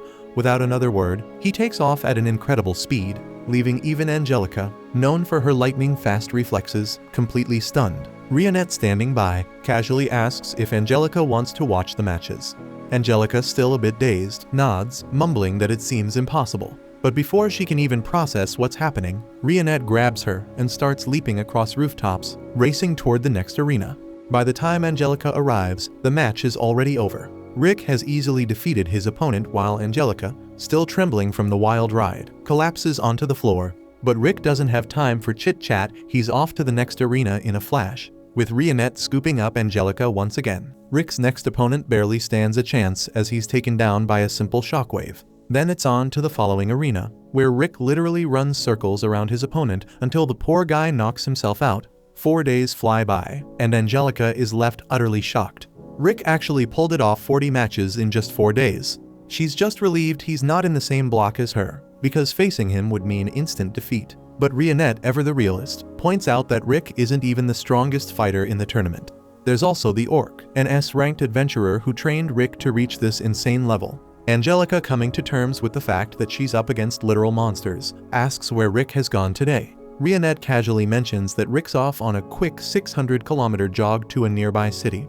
Angelica, now so used to Rick's absurd feats, barely bats an eye as she sips her tea. Later that evening, Rick finally returns from his jog, only to be stopped by a slithery lizard man named Snape. Snape introduces himself as the chairman of the West League Committee and congratulates Rick on setting a new record for defeating so many opponents in just 4 days. As they shake hands, Rick immediately senses that Snape is no ordinary man, he's a warrior. Snape admits he used to fight years ago and even won a small tournament when he was 23, but retired soon after. Now, he's a merchant and an old friend of Angelica's family. With a sly grin, he tells Rick to take care of himself and to pass along his regards to Angelica before slipping into his carriage and riding off. Rick walks into Milsha's restaurant, looking a bit puzzled. Sensing something's off, Milsha immediately asks if everything is alright. She warns Rick to be extra cautious around Snape. Despite his gentlemanly appearance, she's heard rumors that Snape has ties to the underworld and some shady connections with gangsters. This leaves Rick wondering why on earth Snape would come here just to meet him. As he's deep in thought, Rick overhears some guys chatting excitedly about a new dark elf bunny girl who's apparently stealing everyone's hearts. Rick quickly puts 2 and 2 together and realizes it must be his dear Rionette. He rushes to the stadium, and sure enough, there she is, Rionette, along with Angelica, both dressed in bunny girl costumes, encouraging kids to gamble like it's a Jake Paul stunt. One of the rowdy customers starts getting loud and obnoxious, taking a jab at Angelica, but she's in no mood for games. She promptly beats the crap out of him, literally stepping on his head and daring anyone else to give it a try. Just then Rick arrives, shocked to see Angelica dressed like that and promoting betting and gambling. But his jaw practically hits the floor when he catches sight of Rionette, looking absolutely stunning in her outfit, like the hottest carrot shake ever. Meanwhile, back at the gym, Discount Nick Fury is reading a newspaper about an orc who won 40 matches in just 2 days, using no more than a single punch each time. He's baffled, wondering what kind of beast they're dealing with. Kelvin then updates him on Rick, who also won 40 bouts in 4 days, an incredible feat in its own right. This news fires up Kelvin, which triggers a memory for Nick Fury. He recalls the day he found Kelvin in a rough town where he ruled the streets with gang wars. Kelvin was beating the living daylights out of an entire gang, and that's when Nick offered him a shot at a better life, bringing him back to this country to fight in the Heractopia arena and earn an honest living instead. The next morning, Rionette, Angelica, and Rick sit down for breakfast when Rick casually mentions that Snape guy who claimed to know her. Angelica's face tightens at the mention of that name, and she quickly denies knowing anyone by that name, clearly stressed. Later that day, the first main match kicks off with Angelica squaring off against a tough, muscular girl. Rionette notices that Angelica looks unusually tense, which is out of character for her. As the match begins, Angelica charges at her opponent, who manages to block the first kick and counter. But Angelica, being the speed demon she is, quickly recovers and lands another powerful kick that sends her opponent crashing into the wall, securing her victory. Next up, Rick faces off against some random fool who thinks wind magic will be his ticket to victory. Rick easily dodges the attacks, slips past him, and delivers a karate chop that barely touches the guy, but it's enough to knock him out cold, dropping him right into Rick's arms like a sack of potatoes. The next few matches fly by as both Angelica and Rick slice through their opponents like butter. By evening, Angelica is utterly drained from all the fights. Rick tries to warn her about her final opponent of the day, but she cuts him off, determined to finish what she started. Her final opponent, a massive, grotesque hulk of a man whose face could scare a ghost. But Angelica, ever the fighter, doesn't flinch. She immediately goes all out, using her blink step to close the distance and leaping into the air to create a water wall around him. The wall quickly engulfs the fatty, and Angelica unleashes an electric blast, trying to fry him on the spot. But to her frustration, the guy's skin is ridiculously thick, and he somehow survives the onslaught. Angelica, not one to give up, charges in for another attack. But the fatty, surprisingly nimble for his size, dodges her strikes and lands a colossal punch that sends Angelica flying into the wall, ending the fight with a brutal knockout. Later that night, after getting patched up by the nurse, who sternly advises her to take it easy, Angelica steps out of the infirmary only to be immediately confronted by Rick. "Why the hell did you fight like an idiot against someone with solid defense?" he snaps, clearly frustrated. Angelica, still acting off, brushes him off, telling him to mind his own business as she tries to walk away. But Rick isn't one to back down so easily, and he keeps after her, finally wearing down her defenses. She eventually caves and reveals the truth: Snape is her fiancé. After her parents died, her grandfather made a deal with Snape, selling Angelica to him for a massive sum of money, all against her will. Now that the engagement is official, their noble family can't just break it off without bringing shame to their name. That's why she's been digging into Snape's shady business dealings. She tells Rick that Snape is a major sponsor of the tournament and has planted one of his own fighters in the competition. But Rick doesn't quite see why this matters until they hear a commotion coming from a nearby tavern. Peeking inside, they spot a red lizard man choking a waitress.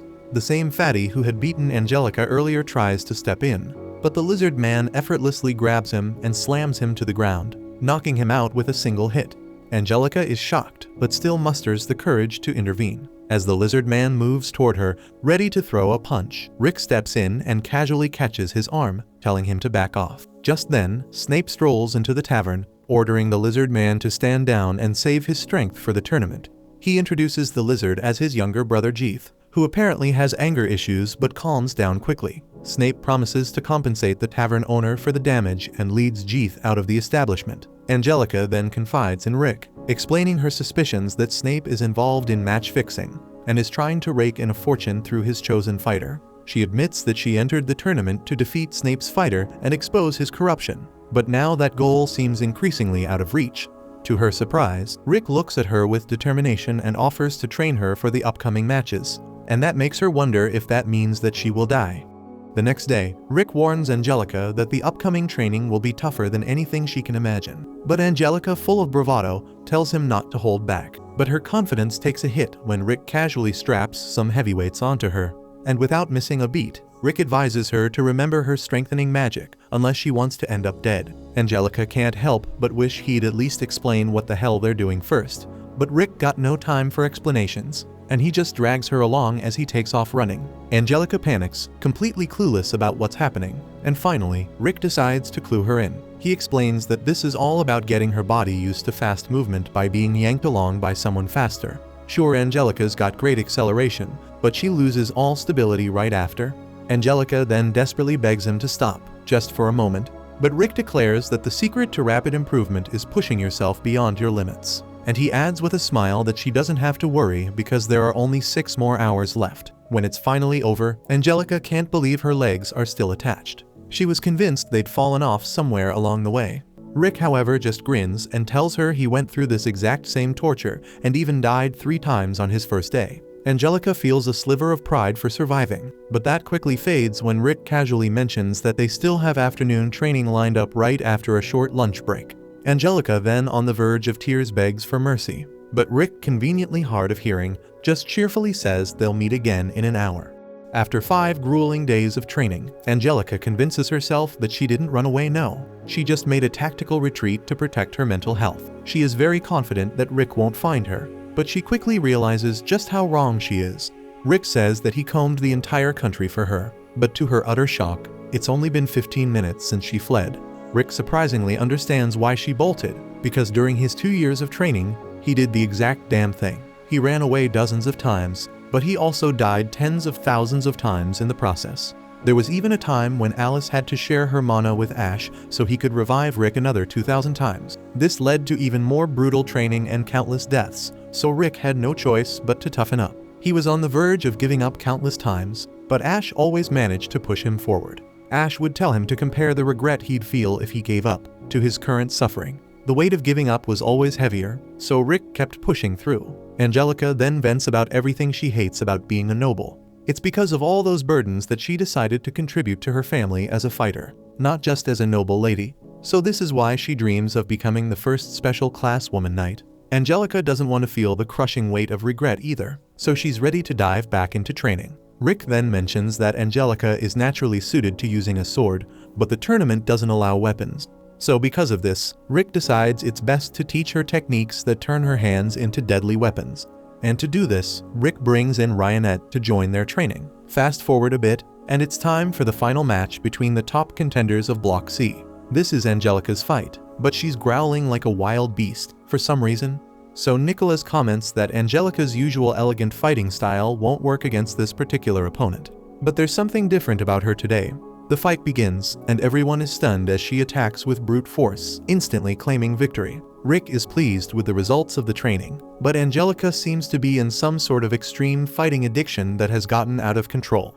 Later we see Mizette returns after chasing down a lead on one of the other orbs, only to come back empty-handed. Frustrated, Mizette then tries to flirt with the waitress, but gets shut down faster than he can say smooth talker. That night, Ash tells Mizette that they'll get their hands on another orb if they win the tournament. Alice wants to join in on the action too, but Rick quickly shuts that down, worried she'd accidentally demolish the whole arena. Rick also mentions that he's been training Angelica, but she's bummed out, thinking there's not enough time to get stronger. The whole crew rallies around her, reminding her that even a bit of training can make a huge difference.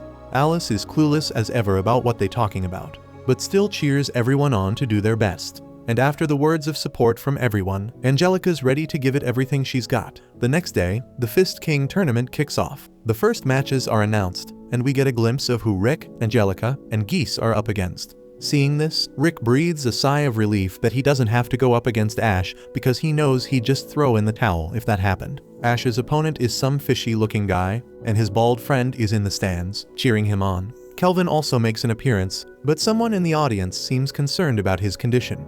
Nick Fury, however, remains unfazed, confident that Kelvin will come out on top no matter what shape he's in. As the crowd starts placing bets, Angelica spots something fishy. Jeeth has been conveniently placed in a spot where he won't have to face Ash or Kelvin until the final round. The match fixing is already in full swing, setting up Jeeth to look unbeatable. Angelica sees right through their plan. They'll make Jeeth seem like a powerhouse, and when the odds against him are sky high, Snape will place a massive bet on his opponent. Jeeth will then take a dive, letting Snape cash in big time, but Angelica's not having it. She's set to face Jeeth in the second round, and she's determined to throw a wrench in their dirty scheme. A little later, Kelvin mentions how happy he is to see Ash and Rick at the tournament. Ash quickly reminds him that they're all gunning for the belt, and they each look forward to facing off against one another. Nick chimes in, noting that Kelvin's got the look of a true challenger again, and it takes him back to how Kelvin looked years ago. He's talking about the time when he first brought Kelvin to his gym. Nick was boasting about having a fighter from his gym reach the top 4 in the tournament, and Kelvin was allowed to fight this guy. Kelvin, in his typical overconfident fashion, wondered if he was even allowed to end the guy's life. But of course that's against the rules, just like using a weapon. But those were pretty much the only rules. Kelvin, cocky as ever, told the guy not to be upset after losing, but instead, Kelvin found himself flat on the ground. Kelvin lost that fight, but his ridiculous potential was crystal clear, even though he'd never had formal training before. After his first defeat, Kelvin underwent a transformation, training like a madman to grasp victory. He started looking forward to losing against stronger opponents because it just fueled his drive to train even harder. This relentless pursuit was the life Kelvin had always craved, and his tireless training led to him shocking the world. He ended up decimating the reigning champion in his very first tournament. And it's been 6 years since then, but Nick is thrilled to see that fire in Kelvin's eyes once more. The first match of the tournament kicks off, and Jeeth's opponent quickly finds himself fighting like a rabbit. Despite trying to provoke Jeeth into taking the fight seriously, the guy doesn't stand a chance. Jeeth, with a single swing, shocks the entire arena with the sheer power he can generate. Even though the opponent refuses to back down and unleashes a barrage of attacks at lightning speed, it only serves to irritate Jeeth, and without much effort Jeeth delivers another blow, unintentionally knocking the guy out cold.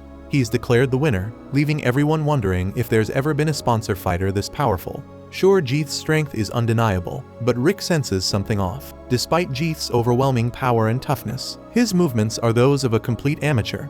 Still, Jeeth wins easily and leaves a lasting impression on the crowd. As the tournament progresses, our heroes dominate their fights, each one moving forward. Finally, it's time for the last match of the first round, and all eyes are on Kelvin. The excitement is palpable as everyone is eager to see what he's got. Kelvin wastes no time, attacking with blistering speed. Rick can't help but notice that it's as if Kelvin knows exactly what his opponent is going to do before they even move. Ash chimes in, explaining just how insane Kelvin really is able to sense shifts in electrical signals and adrenaline just by smell. They all agree that Kelvin is an incredible fighter, but the crowd is stunned when Kelvin suddenly hits the ground. Rick's shock turns to realization as the others explain that Kelvin actually let himself get hit. The crowd roars for Kelvin, and with a smirk, he gets up and quickly knocks out his opponent. Kelvin is announced the winner, but his friends can't help but think he's just toying with everyone. The second round kicks off the next day, and Snape arrives, sliding into a seat right next to Rick. He introduces himself to the group, but Alice immediately suspects something's off, wondering why the lizard is putting on a nice guy act, but the lizard just smiles. Rick then puzzled asks why Snape isn't in the VIP seats, so Snape explains that this next fight is crucial. It's between his brother and his fiancée, and he needs to see every detail up close. In the halls, Jeeth is nursing a hangover from the night before when he bumps into Angelica. Jeeth barely remembers who she is, and casually mentions that Snape told him not to mess up her face so she'd still look good at their wedding. So Angelica tells him that she will show him the results of her hard training, but Jeeth mockingly dismisses her efforts, claiming that no amount of training could ever bridge the gap between their power levels. Angelica thinks he must have trained just as hard given his physique, but she is shocked when Jeeth reveals that he doesn't train at all. He just lives his life, and his body naturally ends up this way. Jeeth smugly declares himself a natural-born talent and suggests that Angelica stand still during their fight, so he doesn't accidentally hit her stomach because he wouldn't want to mess up her ability to bear Snape's children after all. Angelica's blood boils, and she vows to utterly destroy him. The match kicks off with the crowd going wild. But Angelica is quickly taken aback when her first strike doesn't even faze Jeeth. She dodges his counterattack, but once again, her blows seem useless, even when they land squarely on him. Realizing her basic attacks are no match for Jeeth, Angelica pulls a move that catches everyone off guard, including Snape, who's watching intently from the stands. She deactivates her strengthening magic, leaving Jeeth puzzled about what she's planning. Rionette cheers her on from the sidelines as Angelica taps into her mana reflex inversion. Jeeth, still cocky, tells her to give up, but Angelica unleashes her new thread slicer attack, finally breaking through Jeeth's defenses and landing a cut. The crowd erupts in cheers, and Angelica smirks, wondering aloud who Jeeth was calling a small fry now. Snape is left speechless because not even the sharpest blade could leave a mark on Gaith's skin. But Rick and Rionette know better, knowing this is exactly what they trained Angelica to handle. Flashback to when Rionette first demonstrated the technique to Angelica. It's called the thread slash, but Angelica thought Rick was out of his mind for even suggesting she learn it. Rionette explained it wasn't impossible if Rick could manage it, so could she. Rick, however, could never get the precision that Rionette had, so Rionette told Angelica she just needed to feel the wind when she swung her arm. Angelica struggled with the concept at first, but practiced harder than she ever had before. Eventually, she figured out how to blend her other abilities with the move, reinventing the technique in her own style. The thread slash is a technique that releases stored magical energy in a short, powerful burst. It takes a heavy toll on the body, but after the grueling training they put her through, it feels like nothing. Angelica's flicker feed ability lets her use the thread slash in a way no one else can. Gaith gets annoyed when she pulls it off again and almost cuts her in half. Snape watches entertained as the battle rages on, but Gaith decides he's done playing game. He sends Angelica flying into a wall and tells Snape he can't help himself when faced with such a lively opponent. Angelica, stubborn as ever, refuses to give up. But Gaith has seen her flicker ability so many times now that he can match her speed. He lands a brutal hit this time, mocking her as mediocre trash. Rick starts to worry for Angelica, but Snape seems pleased that Rick is finally understanding that Gaith's strength is beyond comprehension. Snape recalls meeting his adopted brother Gaith when he was just 8 years old, and even then, Gaith would beat him so badly he could barely stand. In fact, Gaith is the reason Snape quit fighting altogether. Gaith is the perfect prodigy, born with every combat talent imaginable, a real monster. and a total jerk, too, as he keeps taunting Angelica, calling her worthless trash, saying it'll never change no matter how much she trains, and even throwing in insults about her parents for good measure. Snape knows that Angelica thinks he's trying to rig the match to make Gaith lose, but there's no need for that. Gaith is insanely strong. In fact, Snape's done the exact opposite. The odds of a sponsor slot competitor winning are ridiculously low, and everyone bet against Gaith. So Snape took those odds and placed a huge bet on Gaith to win. The crowd watches in shock and horror as Gaith starts giving Angelica a serious beatdown. It's brutal, and Rick decides that Angelica has reached her limit. Angelica, however, is still confident that Gaith can't beat her, while Gaith is dead set on breaking her spirit. He wants to show her that no amount of training will let a piece of trash beat a natural-born prodigy like him. Angelica doesn't want to have any regrets, just like she told Rick, so she goes for one last punch. Unfortunately, this only makes Gaith more eager to crush her completely. Rick tries to stop the match, but it's too late. Gaith begins his final attack. By some stroke of luck, Gaith misses, sparing Angelica's life, but he is still declared the winner. Gaith quickly realizes that Rick was the one who threw his shoe to interfere, but Rick is clearly seething with anger. Angelica is carried away, and Rick confronts Gaith in a hallway. Gaith is fuming about the interference, but he's caught off guard when Rick dodges his strike. Rick, calm as ever, says there's no need to rush because he plans to take Gaith down in front of the entire crowd. Gaith, equally furious, feels the same way. Rick then goes on to win his next match, while Angelica remains in rough shape. Rick reflects on how hard she trained and can't help but feel for her. Meanwhile, Ash takes out his opponent with a single strike, just like Rick did, and Kelvin flexes his massive power as well. Now, only 4 competitors remain, and the semifinals are set for the next day. Rick wraps up some training and notices that Angelica has recovered. He figures Ash must have healed her, but warns that any damage deep within her body could still be lingering. It's clear something is weighing heavily on her mind, but Rick, oblivious as ever, doesn't notice until she speaks up. She confesses that Rick trained her even when he had nothing to gain, yet she ended up failing. She apologizes for wasting his time and admits she only wanted to prove she could stand on her own 2 feet. Angelica even tries to convince herself that marrying Snape wouldn't be so terrible, but Rick snaps her out of it. He insists that he's the one who should apologize since he failed to gauge Gaith's real strength before it was too late. Rick then urges her to watch his next match closely, promising it will show her what lies beyond the training she endured. The semifinals finally kick off, with Rick facing off against Gaith. Rick is surprised when Gaith says he wants to apologize to Angelica, but it turns out he's only sorry he didn't finish her off. Now she has to suffer through life, tormented by her lack of ability. As the fight starts, Gaith begins taunting Rick, but Rick quickly counters by smashing Gaith's face in. With the so-called prodigy brought to his knees, Rick tells Gaith to stop looking so pathetic. Gaith thinks Rick's just overconfident, but Rick rocks him again with another blow. Angelica watches in shock, realizing Rick's attacks are actually getting through Gaith's iron-like skin, even though Rick hasn't been using his full strength. Rick's attacks are precise and controlled. The force doesn't hit the outside of the body, it drills deep inside. No matter how tough Gaith's body is, Rick's perfectly timed strikes are doing serious damage. Rick even gives Gaith a chance to quit, but Gaith doubles down, using a powerful strengthening magic meant for dragons, making the fight way more intense. The spell burns a lot of magical energy, but that's no problem for Gaith. Snape explains that Gaith has never had to train his magical capacity. He was just born with a huge amount of it. Rick, on the other hand, had to scrape for every bit, prompting Gaith to sneer and tell him to go blame his parents. Rick's next attack is stopped by Gaith's iron body, and Angelica is stunned to see that the lizard managed to learn her technique. The crowd falls silent, and Gaith smugly assumes they're bored watching a prodigy beat up an average fighter. But Ash sees things differently. He points out that Rick doesn't care about the crowd. He only cares about how Angelica sees him. Rick blocks another blow and is satisfied to notice that Gaith is finally showing signs of fatigue.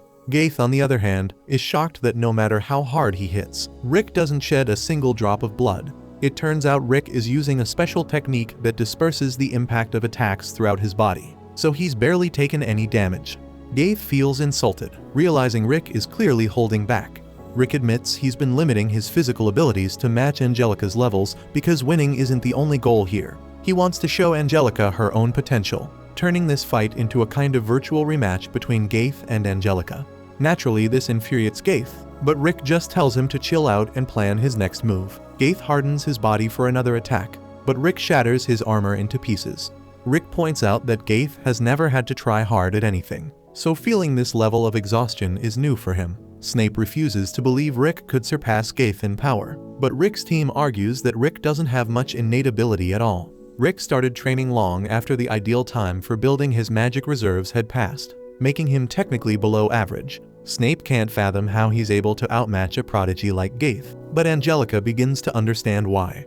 Rick tells Gaith that because he isn't used to being tired, he can't maintain his precision. Those who push themselves hard keep going even when they're exhausted, so they move forward until they physically can't anymore. The strength someone has when they're completely worn out, that's their real strength. The clueless lizard Gaith tries to keep attacking, but it's pointless.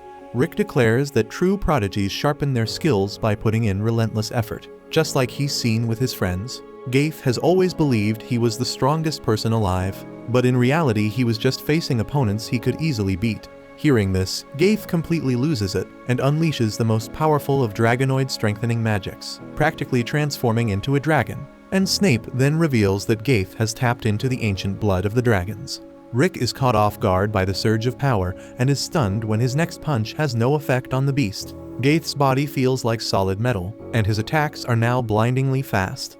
Gaith lucked out being born with such a powerful body, so Rick starts thinking he won't be able to win this fight. Gaith smirks, thinking Rick has finally come to his senses, but Rick clarifies that what he meant was that someone at Angelica's current level can't defeat a dragon. But that doesn't mean Angelica should ever give up. She just needs to keep training for the next time she faces a life or death situation. Rick begins adding months of training bit by bit, gradually ramping up his power. He unleashes the equivalent of 12 months worth of training, moving so fast he becomes nearly invisible.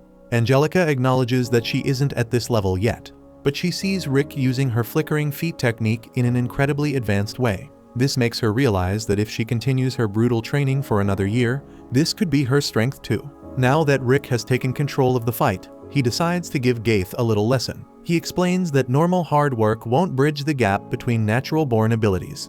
It requires the madness to keep pushing for extraordinary effort. Yes, Angelica lost after training herself to the brink for a whole month, but he challenges her to think if she has the guts to endure that same hellish training for a full year just to win. Angelica recalls what Rick said about the regret scale, so she feels inspired and boldly declares that she was born with a scale that only tips in one direction. Rick then knocks Gaith flat on his back and wonders aloud if the lizard has what it takes to push himself through this struggle. But it's clear Gaith hasn't learned a thing, so Rick decides to end the fight once and for all. He uses the thread slash not as precisely as Angelica, but the attack is still enough to defeat Gaith. Rick tells him he's lucky he isn't facing the Angelica that will exist in a year. And then Rick and Angelica exchange smiles, and with that, Rick announces the winner. The crowd roars in excitement, believing Rick to be incredible. While Gaith is carted off on a stretcher, Angelica turns to Rick, thanking him for winning the match. But he dismisses her gratitude, saying there's no need because he just did his part. She then boldly vows to reach his level of power within a year and even surpass him one day.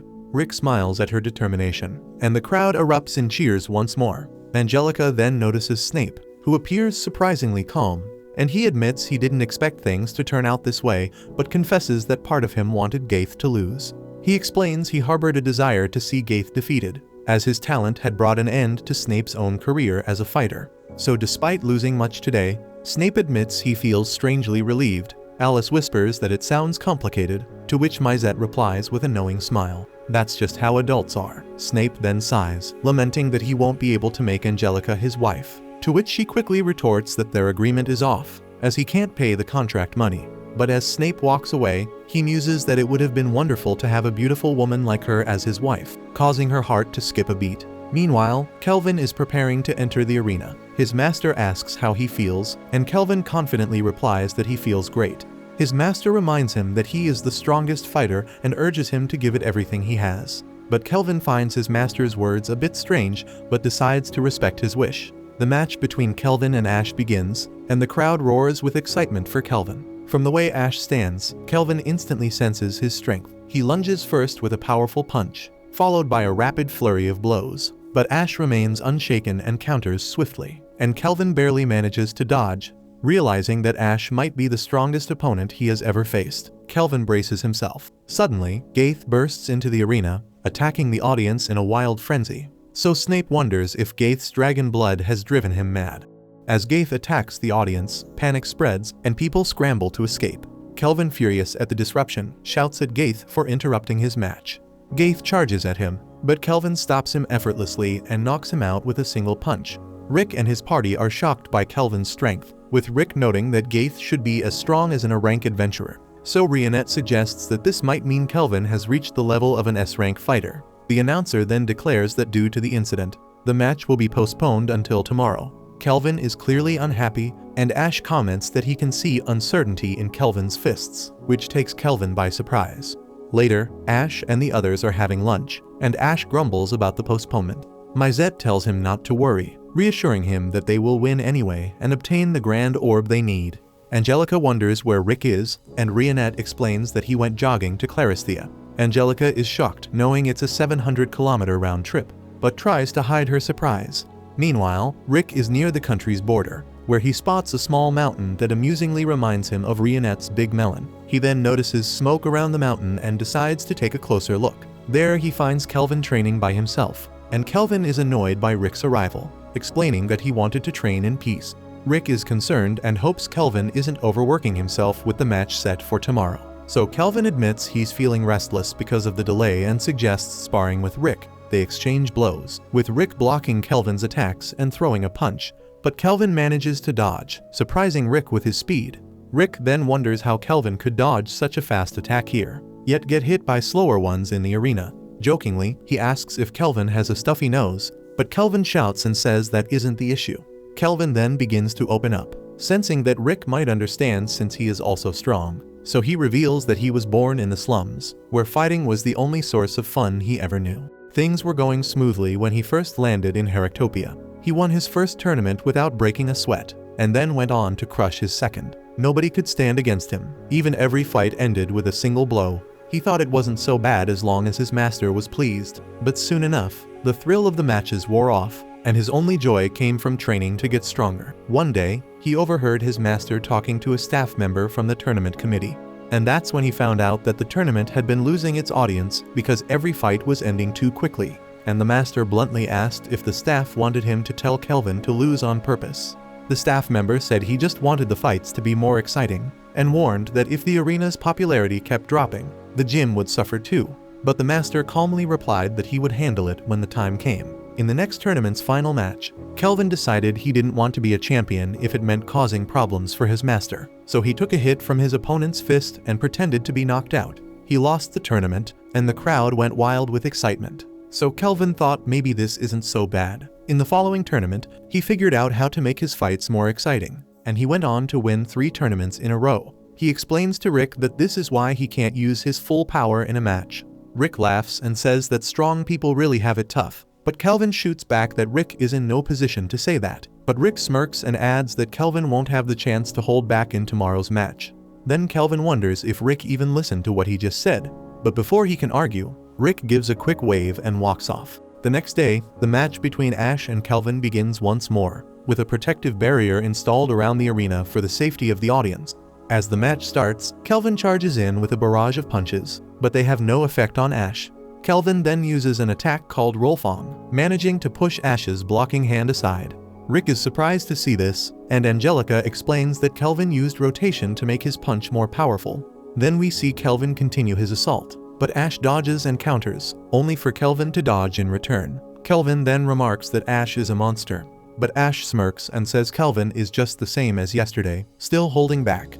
So Kelvin wonders if he heard this from Rick, and it's revealed that Rick has indeed told Ash everything. The audience looks on, puzzled by their conversation. Kelvin admits that Ash's strength is the real deal, but confesses that if he shows his true power now, everyone will realize he's been faking it all along. He assumes Ash must think he's a pathetic professional for deceiving the audience. But Ash surprises him by calling him a true professional for putting the audience's enjoyment first. Still, Ash laments that he can't fight Kelvin at full strength, so he decides to hold back too, vowing to fight with only 2 fingers and without moving from his spot. He hopes this will make things more interesting, and Kelvin accepts the challenge. Kelvin attacks with another barrage of punches, but Ash effortlessly blocks each one with just 2 fingers. Even the Rolfong attack is stopped by those 2 fingers, and Ash throws Kelvin to the ground. Ash then goes for another punch, but Kelvin narrowly dodges. Kelvin realizes that Ash is incredibly strong and feels the urge to fight with everything he has. But he restrains himself. But suddenly from the stands, his master shouts, telling him he knows exactly what Kelvin is trying to do and that he's completely misunderstanding the situation. Kelvin thinks he's holding back for his master's sake, but his master shouts that his true goal is to train the strongest fighter in the world. He passionately declares that this is his dream and that he has poured his entire life into it. So he tells Kelvin he wants him to be the strongest and insists that his dream perfectly aligns with what Kelvin truly wants to do. Realizing this, Kelvin decides to give the fight his all, thrilled at the chance to unleash his full strength. He then lands a powerful punch on Ash, who responds by blocking with all 5 fingers. Kelvin raises an eyebrow, asking if Ash forgot his promise. But Ash grins and replies that he's still using only the amount of strength needed to block. Ash then continues to defend against Kelvin's relentless attacks, even managing to block 2 of Kelvin's rollfongs at once. Then when Kelvin kicks at him, Ash counters by throwing him, but Kelvin uses his steel body technique to minimize the impact. The audience begins to realize that Kelvin is far stronger than he appeared in his previous fights, so they feel betrayed, realizing he has been deceiving them all along. Kelvin senses their disappointment and thinks there's no turning back now, so he decides to go all out. He casts a 5th nature fire spell, and Angelica is shocked because beastmen aren't supposed to be good at nature magic. Rick watches in amazement, thinking that Kelvin must have trained intensely to achieve this, recognizing that he is a true genius, just like the members of his own party. Even Kelvin's master is taken aback by his unexpected power. Ash then quickly enchants a section of the ground to block the fiery attack. Kelvin immediately follows up, using Blink Step combined with Stalwart Charge, aiming directly at Ash, but he uses the fist as a feint, and Ash realizes too late that he's been trapped and Kelvin ensnares him with a 7th nature vine magic spell. Rick sees this and thinks this could end badly as Kelvin casts an 8th nature magic spell called Angel's Tear. He summons a meteor from the heavens, and the entire arena is stunned. Rick starts sweating bullets, realizing the champion is far stronger than anyone expected, and he mutters that at this rate, Ash might not be able to hold back. Ash quickly frees himself and counters the spell with sheer brute force, leaving both Kelvin and the crowd speechless. Seeing this, Ash decides it's time to go all out. Rick notices Ash giving a quarter thumbs up and puzzled, asks what it means. Rionette explains that it's a pose orcs use when they have a dispute, signaling they will brawl it out without dodging or defending. So Rick realizes that Ash is about to go on the full offensive. As Ash charges toward Kelvin, his aura radiates so powerfully that Kelvin feels fear for the first time in his life, and he is knocked back by the sheer wind pressure from Ash's punch. Angelica also is in shock, unable to believe what she's seeing, and she notices that Rick has already given up any hope, knowing all too well how this match will end. Ash then charges at Kelvin again, and Kelvin unleashes every 7th nature magic spell he knows, but Ash doesn't even blink. Rick observes that Kelvin is running out of mana, which makes sense given the sheer number of powerful spells he has cast. Then Ash lands a punch on Kelvin, knocking him backward. Angelica thinks it was a direct hit, but Rick calmly informs her that it wasn't. Kelvin used Flowing Impact, Blink Step, and defensive magic to soften the blow. Kelvin struggles to stand, feeling the last attack rattle his bones and organs. He thinks to himself that anyone else would be dead from that blow, and while giving up now would be the easier choice, he refuses to do it. He's waited his whole life to fight someone this strong, and he won't back down. So he forces himself up and throws a flurry of punches at Ash, but his stamina soon runs out, and he collapses again. In disbelief at Ash's strength, Kelvin hears the crowd cheering him on, urging him not to lose and to keep fighting. Kelvin is stunned that the audience is still rooting for him, even after he deceived them. Moved by their support, he decides he has to try and land another punch for their sake. He slowly rises again, and his entire body ignites in flames. Rick explains to the others that Kelvin just used Blink Step enhanced with Stalwart Fist and has combined it with Flame Sword for his Rollfong attack. Kelvin then charges at Ash with this fiery attack, and Ash takes it head-on, but it barely phases him. Ash then asks if Kelvin has truly unleashed everything he has, but Kelvin, noticing that his attack only managed to push Ash back by a few inches, replies that he's given it his all, and he admits that this has been the most fun he's ever had in his life. Ash, respecting Kelvin's spirit, decides to end the match with a punch to Kelvin's face. As Kelvin falls, his master thinks to himself that the road to becoming the strongest is still long, but there's no doubt that Kelvin is the best fighter in history. Thanks for watching. Subscribe to not miss the next part.